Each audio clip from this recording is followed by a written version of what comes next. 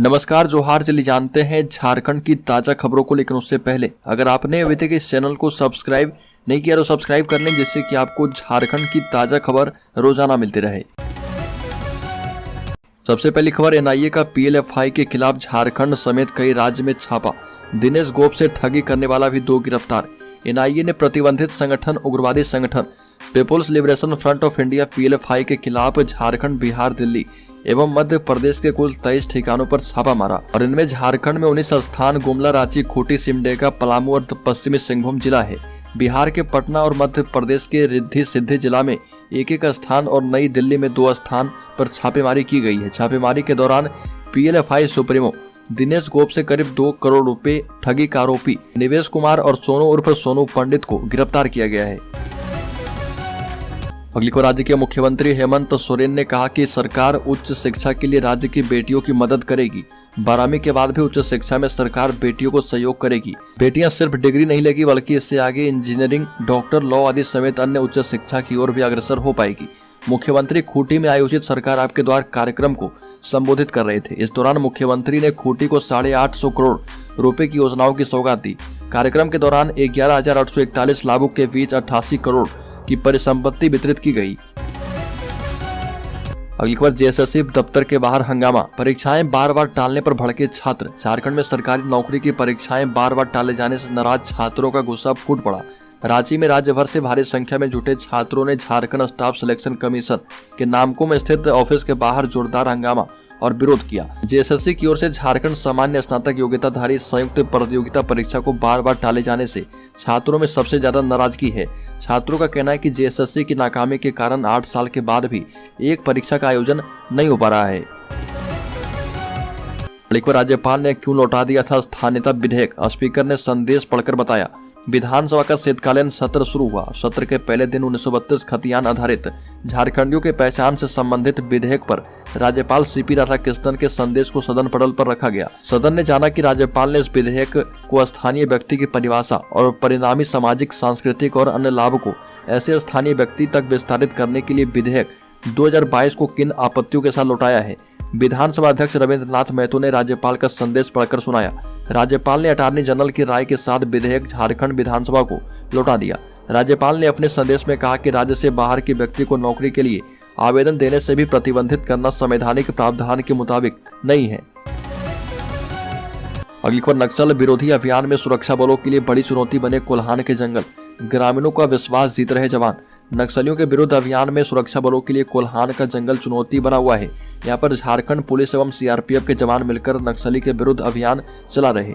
बूढ़ा पहाड़, बुलबुल जंगल एवं ट्राई जंक्शन को नक्सलियों से खाली करवाने में सुरक्षा बलों को जितना नुकसान नहीं पहुंचा, उससे कहीं अधिक कोल्हान के जंगल में अभियान चलाने में परेशानी हो रही है एवं नुकसान पहुंच रहा। कोल्हान के जंगली क्षेत्र में नक्सली द्वारा प्लांट आईडी से सुरक्षा बलों के साथ साथ क्षेत्र के ग्रामीण को भी नुकसान पहुंचा है। नवंबर 2022 से लेकर अब तक सुरक्षा बल के 4 जवान बलिदान हुए और 28 घायल हुए हैं। अगली को, राज्य में जातिगत जनगणना का कार्य किसी विभाग को आवंटित नहीं। विधानसभा में सामने आई जानकारी।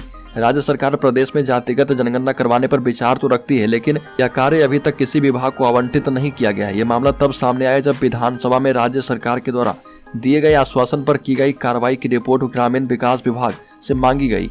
ग्रामीण विकास विभाग ने कहा कि विधानसभा में लाए गए ध्यानाकर्षण प्रस्ताव के आलोक में सरकार के द्वारा दिए गए आश्वासन से संबंधित विषय ग्रामीण विकास विभाग से संबंधित नहीं है।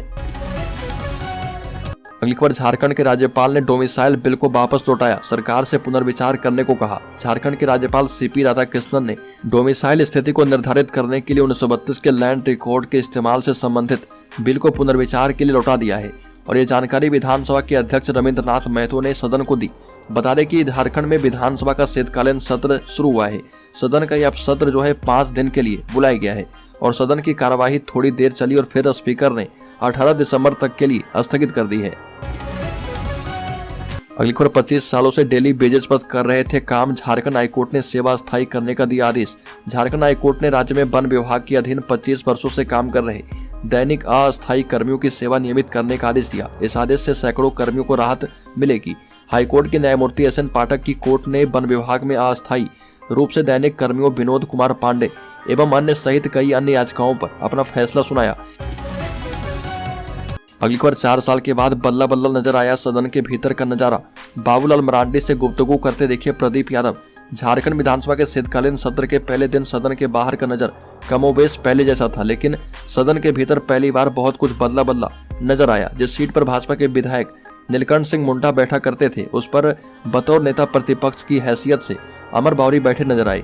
स्पीकर के आसन के बाईं ओर पहली सीट नेता प्रतिपक्ष को आवंटित होती है, जबकि दाईं ओर की सीट सीएम के लिए होती है।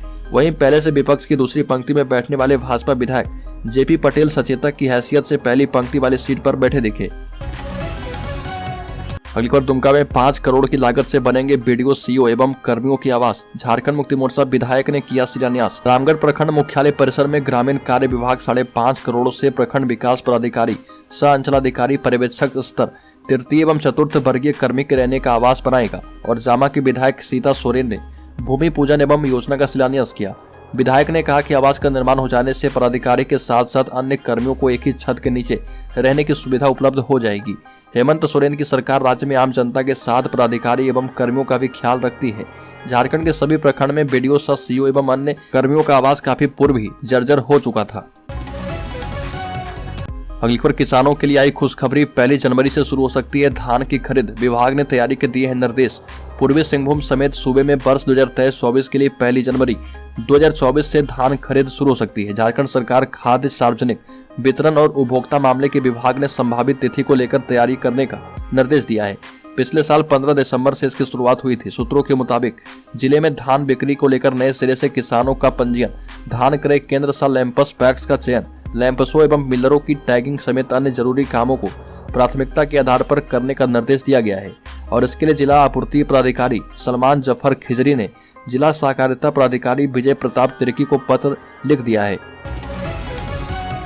अगली खबर राज्य के साइबर अपराधी पकड़े जाने के डर से साइबर अपराधी जो है तरीके बदल रहे और अब अपनाई जा रही नई तरकीब। प्रतिबिंब पोर्टल के सहारे अपराधियों को पकड़ने में मिल रही पुलिस की सफलता को देखते हुए अब साइबर अपराधी ने अपना तरीका बदलना शुरू कर दिया।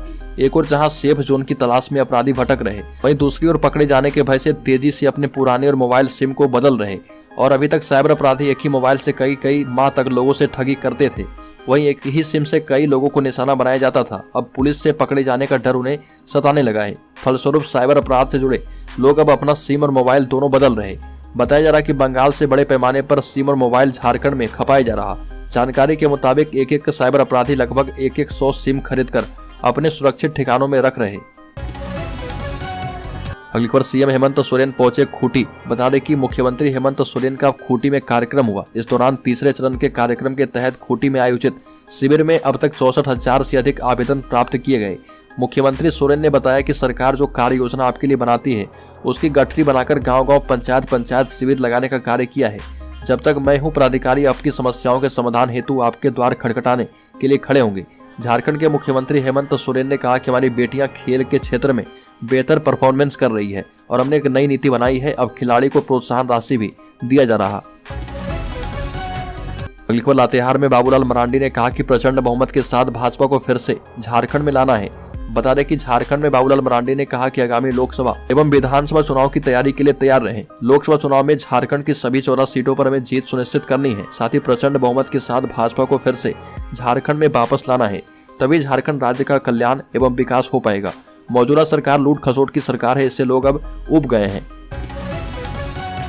अगली खबर पलामू में 17 दिसंबर से लगेगा सबसे बड़ा चिकित्सा शिविर। फ्री में होगा कई बीमारियों का इलाज। जिले के बिश्रामपुर में अब तक का सबसे बड़ा निःशुल्क चिकित्सा शिविर लगने जा रहा। इस शिविर का आयोजन श्री साविश्वरी समूह के द्वारा किया जा रहा। इस शिविर में देश भर से नामचीन चिकित्सकों का जमावड़ा लगने जा रहा।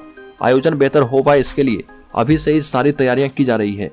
यह निःशुल्क चिकित्सा शिविर पलामू जिले के बिश्रामपुर की जनता हाई स्कूल के मैदान में लगाई जाएगी। चिकित्सा शिविर 17 दिसंबर दिन रविवार को सुबह 10 बजे से 3 बजे तक चलेगी और इस शिविर में पहले निबंधन करवा कर संबंधित बीमारी का इलाज करवाना आसान होगा। अगली खबर रातू रोड गोलीकांड मामले में बड़ा खुलासा। कारोबारी गोपाल की मौत गोली की वजह से नहीं, चाकू के घाव की वजह से हुई। अपराधी की गोली से नहीं, चाकू के हमले की वजह से व्यवसायी गोपाल श्रीवास्तव की जान गई। ये डॉक्टर जो है खुलासा कर चुके हैं। डॉक्टरों की माने तो गोली निकाल दी गई थी, मगर चाकू के हमले से उनके मल मूत्र की नली कट गई थी। डॉक्टरों ने उसे भी जोड़ दिया था, मगर उनकी जान नहीं बच पाई। 11 दिसंबर को रातू रोड के लाह कोठी में व्यवसायी गोपाल श्रीवास्तव को बाइक सवार अज्ञात अपराधियों ने पहले गोली मारी और फिर से चाकू मारकर भाग निकले। अगली खबर, राज्य के 10,000 वित्तरहित शिक्षा कर्मियों ने किया उपवास। बता दें कि वित्तरहित इंटरमीडिएट कॉलेज, उच्च विद्यालय, संस्कृत विद्यालय और मदरसा विद्यालय के 10,000 शिक्षक शिक्षकेतर कर्मी अनुदान की राशि 4 गुना करने, राज्य कर्मी का दर्जा देने और संस्थानों में अधिग्रहण की मांग को लेकर उपवास पर रहे। वित्तरहित शिक्षा संयुक्त संघर्ष मोर्चा के सुरेंद्र झा और रघुनाथ सिंह ने बताया कि वर्ग व्यवस्था जारी रखी जानी चाहिए। इस बीच 5 विधायकों ने शिक्षा सचिव के रवि कुमार को पत्र लिखा है। महंगाई को देखते हुए शिक्षा विभाग ने अनुदान 4 गुना कर प्रस्ताव तत्कालीन विभागीय मंत्री को भेजा था और विभागीय मंत्री ने 5 माह पहले विभागीय प्रस्ताव पर अनुमोदन करके संचिका लौटा दी थी। तो आज तक संलेख विधि, वित्त और मंत्री परिषद के अनुमोदन के लिए क्यों नहीं भेजा गया है, ये मांग जो है रखी गई है। अगली खबर, पुलिसकर्मी की भारी कमी से जूझ रहा साहिबगंज का पुलिस का महकमा। राज्य के अंतिम छोर पर बसे साहिबगंज जिले में पुलिस पदाधिकारी के इन दिनों काफी कमी है। कई पुलिस पदाधिकारी अपने पद के अलावा भी पदभार संभालने की विवश है। नतीजा यह है कि एक पदाधिकारी के काम का बोझ सामान्य से ज्यादा बढ़ गया है। जिले भर में 13 थाने एवं 6 पिकेट है। इसमें स्वीकृत पद के हिसाब के मुताबिक किसी भी थाने में पुलिस पदाधिकारी या जवान मौजूद नहीं है। कम पुलिसकर्मी के बावजूद जिला पुलिस कई माह में लगातार अपराधी को पकड़ने में सफलता हासिल कर रही है। अगली खबर, झारखंड में मेधावी छात्रों को पढ़ने के लिए 10 लाख रुपए देगी सरकार। परीक्षा में 200 छात्रों को मिली थी सफलता। झारखंड मुख्यमंत्री मेधा छात्रवृत्ति योजना के तहत आयोजित मेधा परीक्षा में पूर्वी सिंहभूम के 200 विद्यार्थियों को सफलता मिली है। अब इन्हें सरकार की ओर से अगले 4 साल तक लगातार छात्रवृत्ति दी जाएगी और इन 200 विद्यार्थियों को अगले 4 साल में करीब 10 लाख रुपए छात्रवृत्ति के रूप में दिए जाएंगे। पूरे प्रदेश में मुख्यमंत्री मेधा परीक्षा 18 अगस्त को आयोजित की गई थी और इसमें जिले के हजारों विद्यार्थी शामिल हुए थे। मेधा परीक्षा में सरकारी स्कूलों में पढ़ने वाले उन छात्रों को शामिल किया गया था जो कि पिछले साल 7वीं कक्षा में थे और 60% से अधिक अंक अर्जित करके कक्षा 8 में प्रमोट हुए थे। एक बार जैक बोर्ड एग्जाम में OMR सीट पर नहीं होगी जैक। झारखंड बोर्ड मैट्रिक और इंटर की परीक्षा जैक मैट्रिक और इंटरमीडिएट परीक्षा के पैटर्न में बदलाव किया गया है। OMR सीट का इस्तेमाल नहीं होगा। ऑब्जेक्टिव एवं सब्जेक्टिव सवाल के जवाब एक ही उत्तर पुस्तिका में लिखना होगा। झारखंड एकेडमिक काउंसिल ने मैट्रिक और इंटरमीडिएट परीक्षा के पैटर्न में बदलाव कर दिया है। 2024 में होने वाली परीक्षा में अब OMR सीट का इस्तेमाल नहीं होगा। परीक्षार्थियों को एक ही प्रश्न पत्र मिलेगा और ऑब्जेक्टिव एवं सब्जेक्टिव सवाल के जवाब एक ही उत्तर पुस्तिका में लिखना होगा। जैक बोर्ड की बैठक में इस पर मंजूरी दी गई है। इसके साथ साथ परीक्षा के ऑब्जेक्टिव एवं सब्जेक्टिव प्रश्न के अंक में बदलाव किया गया है। 2024 की मैट्रिक इंटर की परीक्षा में 30% अंकों के सब्जेक्टिव प्रश्न रहेंगे, जबकि 50% अंक के प्रश्न लघु एवं दीर्घ उत्तरीय रहेंगे। बचे 20% अंक आंतरिक मूल्यांकन और प्रैक्टिकल के लिए दिए जाएंगे।